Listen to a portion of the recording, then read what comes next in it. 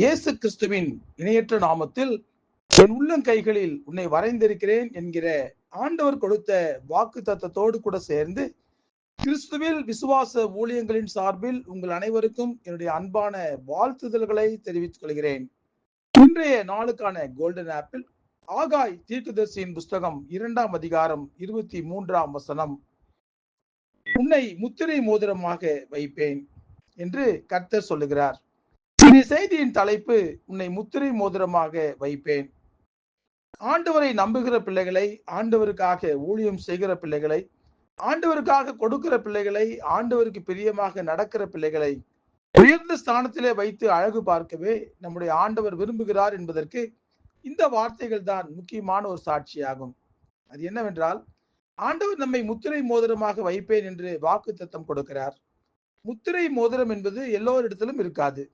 ராஜாக்கள் போன்ற உயர்ந்த ஸ்தானத்தில் இருக்கிறவரிடத்தில்தான் முத்திரை மோதிரம் இருக்கும்.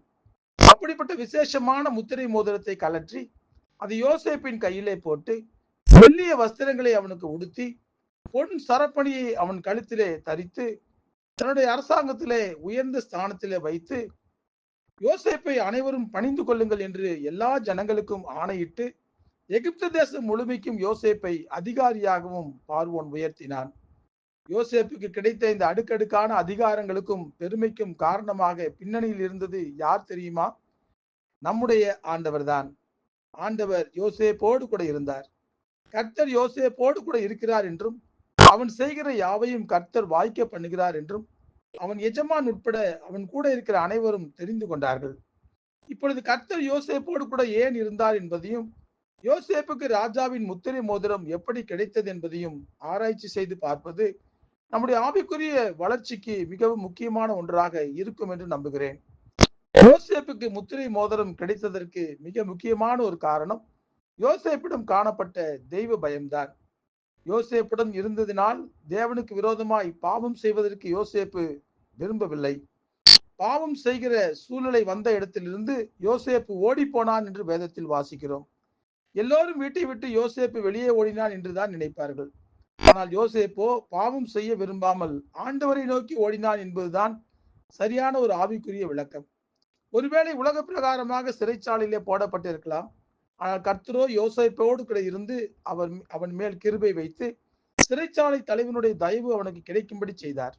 அன்று ஆரம்பித்த கிருபைதான் முத்திரை மோதிரம் கிடைக்கும் வரை மட்டுமல்ல, தன் வாழ்நாள் எல்லாம் யோசேப்புக்கு உயர்வு வந்து கொண்டே இருந்தது. இந்த சம்பவம் நமக்கு கற்றுக் கொடுக்கிற மிகப்பெரிய உண்மை என்னவென்றால், ஆண்டவர் நம்மை முத்திரை மோதிரமாக வைக்க வேண்டும் என்றால் நமக்கு தேவையான முதல் காரியம் ஆண்டவருக்கு பயப்படுகிற பயம். தெய்வ பயம் இல்லாதவர்கள் தான் இன்றைக்கு தேவையில்லாத காரியங்களை எல்லாம் செய்கிறார்கள். பாவம் ஆண்டவரை விட்டு தெய்வ பயம் இல்லாதவர்களை பிரித்து விடுகிறது. தெய்வ பயம் உள்ளவர்கள் பாவம் செய்ய பயப்படுவார்கள். அப்படியே பாவம் செய்திருந்தாலும் தங்களுடைய பாவங்களை ஆண்டவரிடத்திலே மறைக்காமல் அறிக்கையிடுவார்கள். இளைய குமாரன் ஓமையில் ஆண்டவர் இதைத்தான் முக்கியப்படுத்துகிறார். தகப்பனை விட்டு தூரமாய் போன இளைய குமாரன் கெட்ட குமாரன் என்று பெயர் வாங்கினாலும் தன் தகப்பனிடத்திலே திரும்பி வந்து பாவங்களை அறிக்கையிட்ட போது அந்த தகப்பன் அவன் பாவங்களை மன்னித்து அவனுக்கு புது வஸ்திரம் கொடுத்து மோதிரம் அணிவித்து பெரிய விருந்தும் ஏற்பாடு செய்தான் என்று நாம் வாசிக்கிறோம். ஆகவே நம்மை மோதிரமாக முத்திரை மோதிரமாக வைக்க வேண்டுமானால் நாம் ஆண்டவரை விட்டு தூரமாக போகக்கூடாது.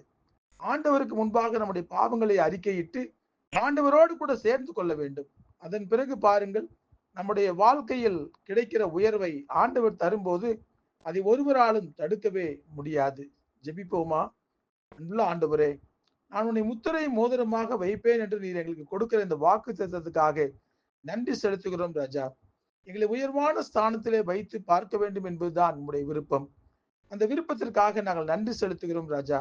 அந்த விருப்பத்தை நிறைவேற்றுகிற பிள்ளைகளாக எங்களுடைய வாழ்க்கையில் நாங்கள் செய்கிற ஒவ்வொரு காரியங்களிலும் தெய்வ பயத்தோடு கூட நாங்கள் நடந்து கொள்ள உதவி செய்யுங்க. துணிகரமான பாவங்கள் எங்கள் வாழ்க்கையில நுழையக்கூடாது.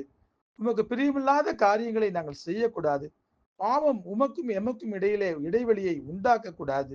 ஆமாண்டவரே, யோசேப்பை போல பாவம் செய்கிற சூழ்நிலைகள் வரும்போது அந்த இடத்தை விட்டே நாங்கள் ஓடவும் அதிலிருந்து தப்பித்துக் கொள்ளவும் உம்மோடு கூட வைத்திருக்கிற உறவை நாங்கள் பலப்படுத்திக் கொள்ளவும் எங்களுக்கு கிருபை தாங்கப்பா.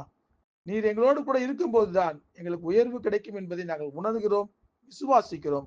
ஆம் ஆண்டவரே, நீர் எங்களுக்கு விரும்புகிற உயர்வை கொடுத்து உலகத்திலே உயர்ந்த ஸ்தானத்திலே வைத்து நீர் எங்களை அழகு பார்த்து நினைப்பதற்கு ஏற்றவாறு உமக்கு பிரியமுள்ள வாழ்க்கை நாங்கள் வாழ எங்களுக்கு கற்றுக் கொடுங்க.